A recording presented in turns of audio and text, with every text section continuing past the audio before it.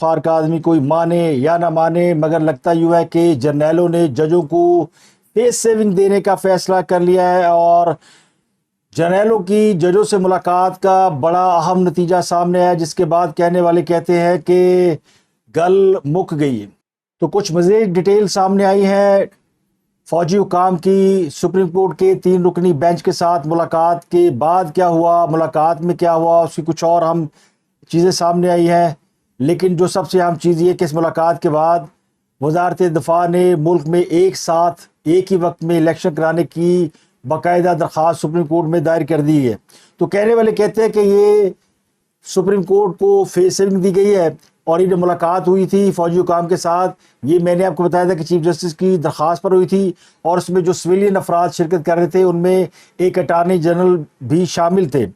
اس ملاقات میں chief justice صاحبان اور جو 3 رکنی بینچ تھا اس نے فوجی حکام کے ساتھ اس بات پر اتفاق کیا کہ سپریم کورٹ ایک بند گلی میں آ گئی ہے، اور بہت سے فیصلے ان کے ایسے ہیں جس کی وجہ سے اب وہ واپس نہیں جا سکتے، تو کوئی ایسا راستہ بتایا جائے جس سے ملک کو آئینی بحران سے بچایا جائے۔ کیونکہ اس سے پہلے اسٹیبلشمنٹ کی جانب سے ججوں کو یہ اشارے دیے جا رہے تھے کہ وہ ملک کو ڈیسٹیبلائز نہ کریں اور اس آئینی بحران سے نکلنے کا کوئی راستہ اختیار کریں، تو وہ راستہ مل نہیں رہا تھا۔ اور پھر یہی وجہ ہوئی کہ کل تک جو عدالت یہ دھمکیاں دے رہی تھی کہ وزارت دفاع کے حکام 2 صفحے کی رپورٹ لکھ کر دے دے تو ہم خود اس کو دیکھ لیں گے، وہ رپورٹ جمع کرانے سے پہلے ہی عدالت نے الیکشن کا شیڈول دے دیا، الیکشن کی تاریخ دے دی، اور وزارت دفاع کو یا دفاعی کام کو سننا بھی انہوں نے مناسب نہیں سمجھا۔ تو جس عدالت کا یہ موڈ تھا، اب اس عدالت کا موڈ ہی بدل گیا ہوا ہے۔ کل تک یہی عدالت جو ہے وہ آنکھیں دکھا رہی تھی، دھمکیاں دے رہی تھی، اور اب وہی عدالت جو ہے وہ وزارت دفاع کے حکام کو یہ مشورہ دے رہی کہ آپ ایک درخواست دائر کریں، ہم اس کو کنسیڈر کر لیتے ہیں، تو پیچھے جو کچھ ہویا ادھر ذمت توش پوش، یعنی وہ بات گئی۔ تو وزارت دفاع نے جو درخواست دی ہے اس کے مطابق یہ کہا گیا ہے کہ سپریم کورٹ جو ہے وہ پنجاب میں 14 مئی کو الیکشن کرانے کا جو حکم دیا گیا ہے وہ واپس لے، اور سندھ بلوچستان اسمبلی کی مدت مکمل ہونے پر انتخابات کا حکم دے۔ درخواست میں استدعا کی گئی ہے کہ ملک میں جاری سیکورٹی صورتحال کے پیش نظر سپریم کورٹ 4 اپریل کو دیا گیا فیصلہ واپس لے۔ اس کی کئی وجوہات ہیں، لیکن جو درخواست کے بعد وزیر دفاع خواجہ آصف نے گفتگو کی ہے اس میں انہوں نے اس بات کی تائید کی ہے، بلکہ تصدیق کی ہے کہ فوجی حکام کی ملاقات ہوئی ہے سپریم کورٹ کے 3 رکنی بینچ کے ساتھ، اور اس میں بہت ساری چیزیں کلیئر ہوئی ہیں۔ ذرائع کہتے ہیں کہ 3 رکنی بینچ کو تفصیل سے بتایا گیا کہ فوج کس طرح ایکٹ کرتی ہے، فوج کے جو موبلائز کرنے کا طریقہ کار ہے وہ بالکل مختلف ہوتا ہے۔ اب الیکشن کے لیے پنجاب میں جو سیکورٹی ریکوائرڈ ہے وہ تقریباً 4,66,000 اہلکار درکار ہیں، جن میں سے 2.5 لاکھ جو ہے وہ فوج کے اہلکار ہو گئے، یعنی جو بڑی فوج ہے۔ اس کے علاوہ پیراملٹری فورسز اور پولیس، یہ باقی کی سیکورٹی ہوتی ہے۔ پولیس بھی پنجاب میں ڈپلائمنٹ کے لیے تقریباً 50,000 اہلکار دستیاب ہیں۔ تو 2.5 لاکھ وہ اور 50,000 آپ یہ بھی لگا لیں، تب بھی جو پنجاب میں ریکوائرمنٹ ہے وہ پوری نہیں ہوتی۔ اس سے پہلے سپریم کورٹ نے یہ آرڈر دیا تھا کہ اور بھی ملک میں سیکورٹی کے ادارے ہیں، بری فوج ہے، بحری فوج ہے، نیوی ہے، ریٹائرڈ اہلکار ہے، تو الیکشن کرائے، جہاں پہ حالات خراب ہیں وہاں نہ کرائے، جہاں پہ حالات صحیح ہے وہاں کرا لیں۔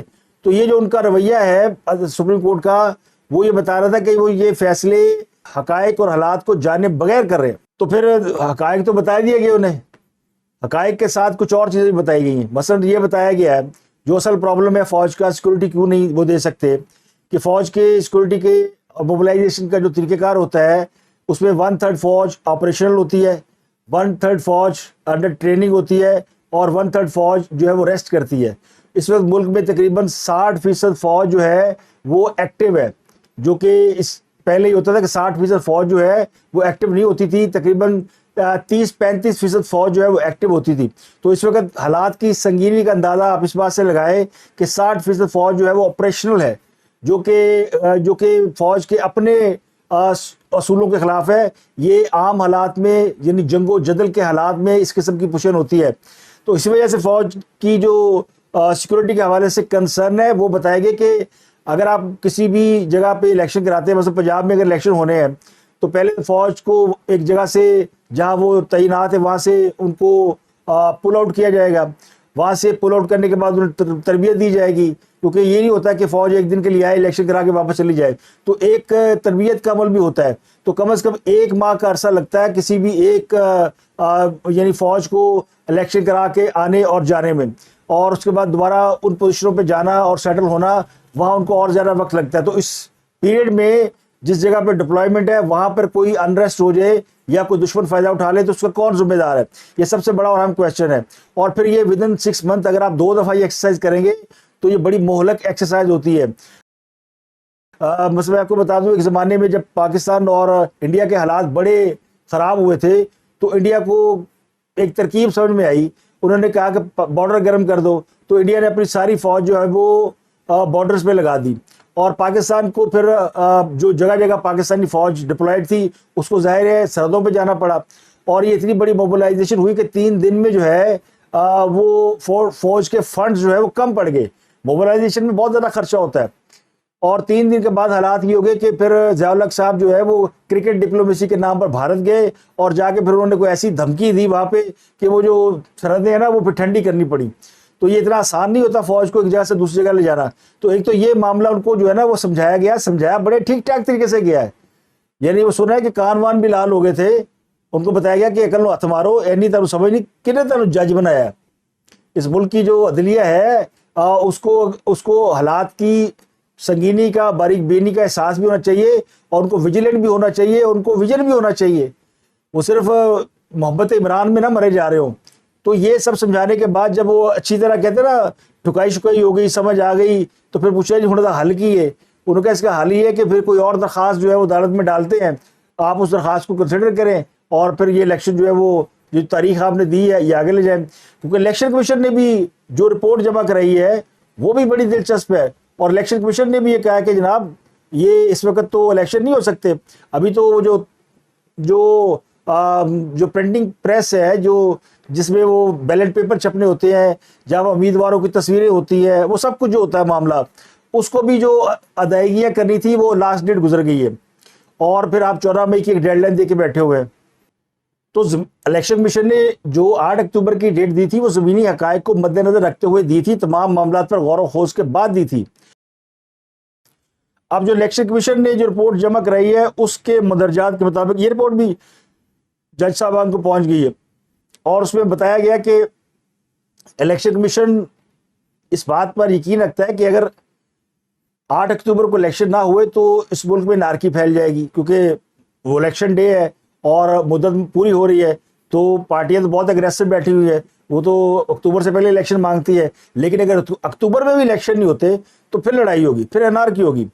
پنجاب میں انتخابات کے لیے پولیس اہلکاروں کی تعداد 81,050 ہے، یہ الیکشن کمیشن کہہ رہا ہے۔ میری اطلاعات کے مطابق انہوں نے جو الیکشن کو کمیشن سے کہا تھا کہ 50,000 اہلکار دے سکتے ہیں، اب الیکشن کمیشن کہہ رہے ہیں کہ ہم 80,000 اہلکار دے سکتے ہیں۔ ضرورت 4,66,000 اہلکاروں کی ہے۔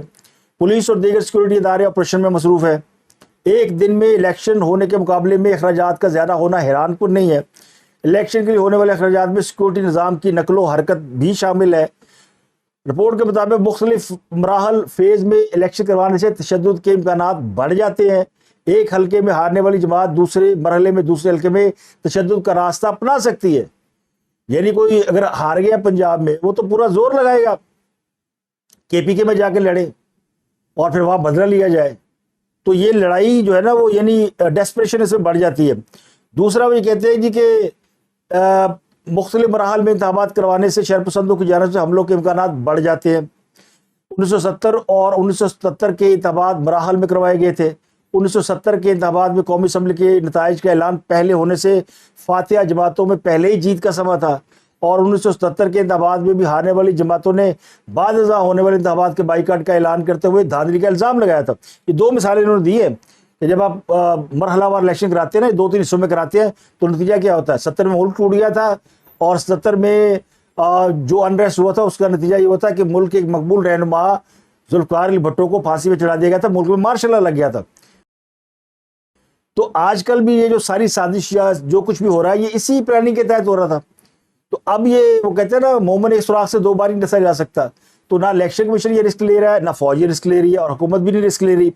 تو یہ الیکشن کمیشن کی رپورٹ ہے، اور الیکشن کمیشن کہتا ہے 8 اکتوبر کو الیکشن کرائیں، تو وزارت دفاع نے بھی الیکشن کی درخواست دے دی ہے. تو یہ ہے ججوں کو فیس سیونگ جو دے دی گئی ہے کہ اس سے ججوں کا بھی وہ مان رہ جائے گا کہ جی ملک کے جو بہت بڑے سیکورٹی ادارے ہیں انہوں نے آ کے بتایا ہے اور ہمیں حالات سمجھ میں آئے ہیں, اور چونکہ سیکورٹی اویلیبل نہیں ہے, پارلیمنٹ فنڈ دینے پہ تیار نہیں ہے, تو پھر الیکشن جو ہے وہ اسمبلیوں کی مدت پوری ہونے پہ کرائے جا سکتے ہیں. یہ تو ہے ایک راستہ فیس سیونگ جو دے دیا گیا.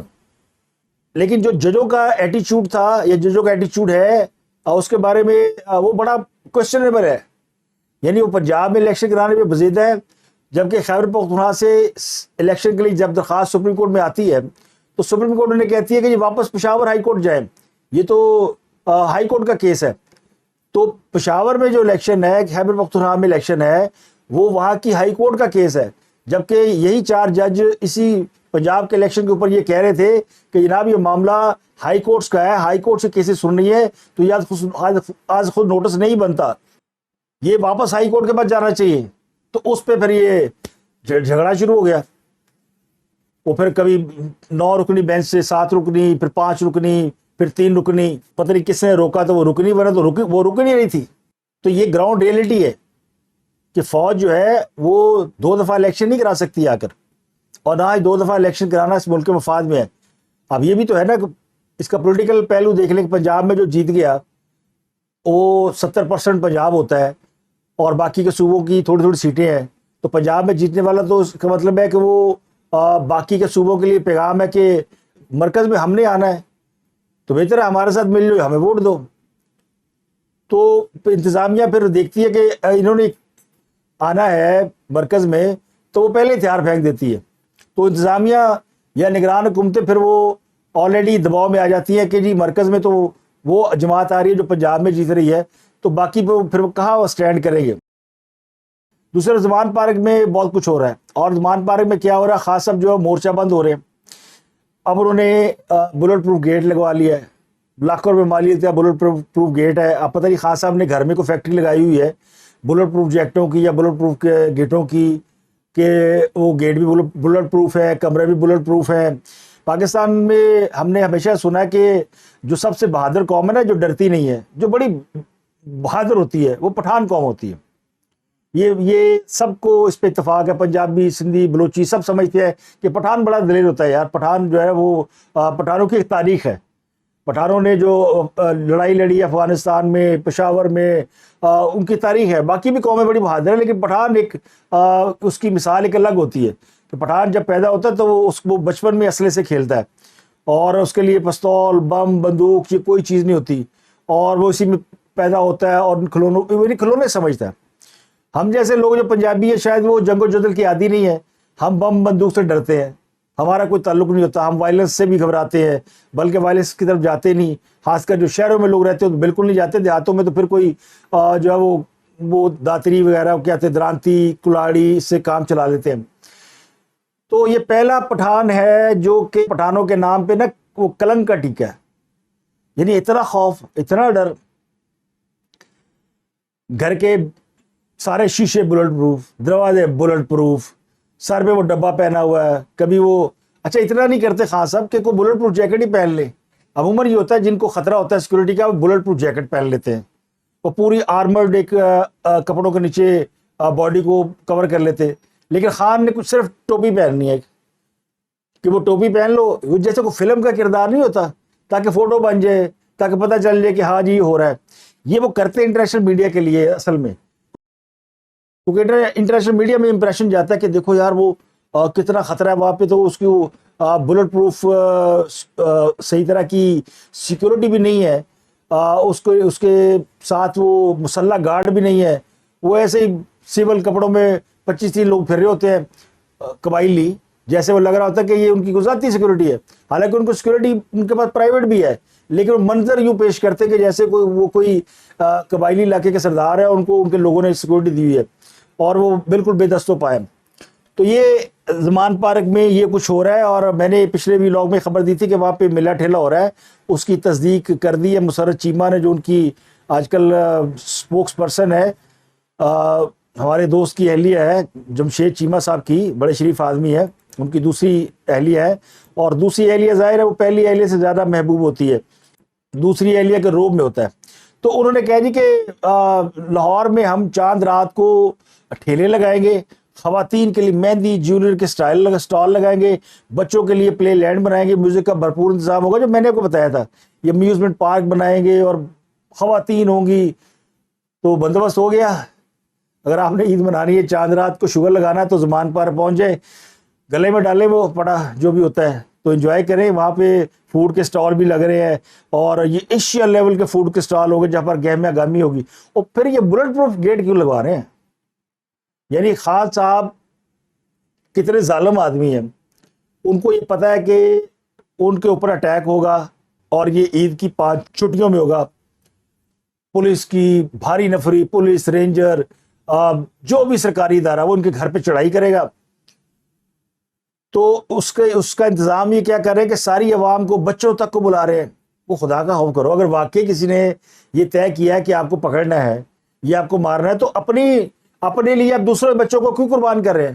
ان کو تو بلکہ منع کرو کہ یہاں پہ خون خرابہ ہو سکتا ہے، تو آپ لوگ مت آئیں، گھروں پہ رہیں، میں اپنی حفاظت کا بندوبست کر لوں گا۔ ان کو بھی بلا رہے ہیں، ان کے لیے میلے لگا رہے ہیں، ان کے لیے ٹھیلے لگا رہے ہیں۔ یہ شرم نہیں آتی؟ مجھے بہت لوگ کہتے ہیں کہ اس کو خان صاحب مت کیا کریں۔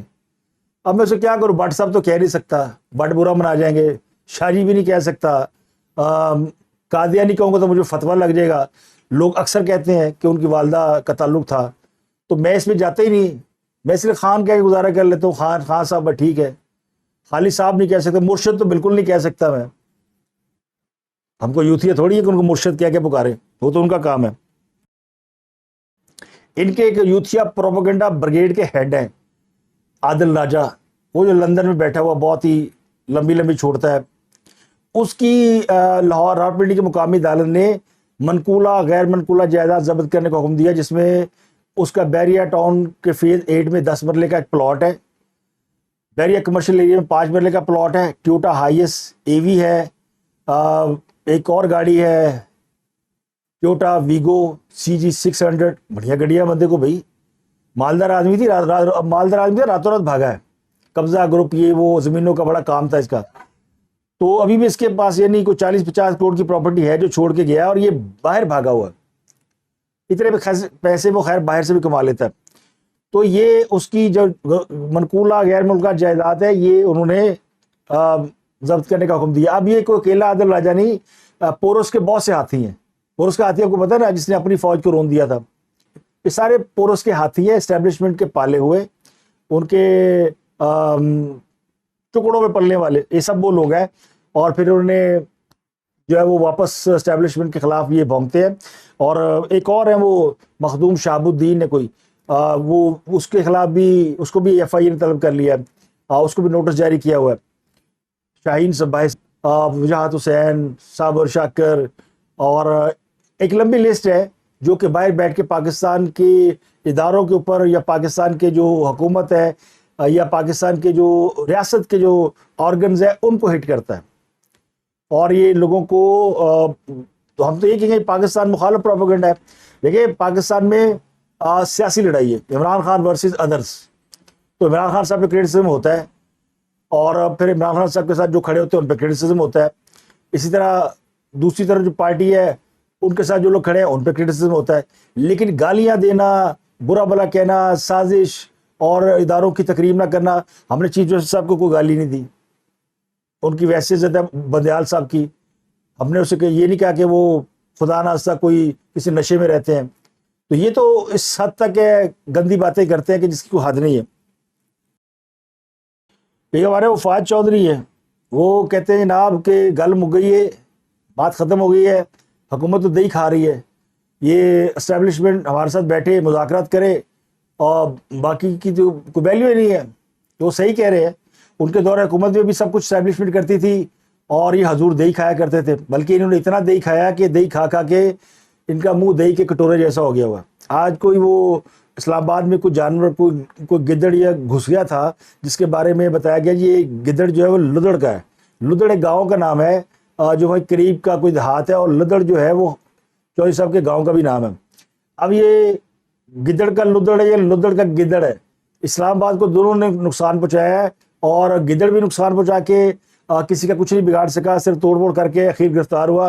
اور دوسرا گدڑ جو ہے وہ بھی صرف کیا کہتے ہیں کہ وہ باتیں ہی کر سکتے. تو اب تک کے لیے اتنا ہی. آپ سے ملاقات ہوتی ہے اگلے ولاگ میں. اپنا گرد و نواح کے لوگوں کا بہت خیال رکھیے گا.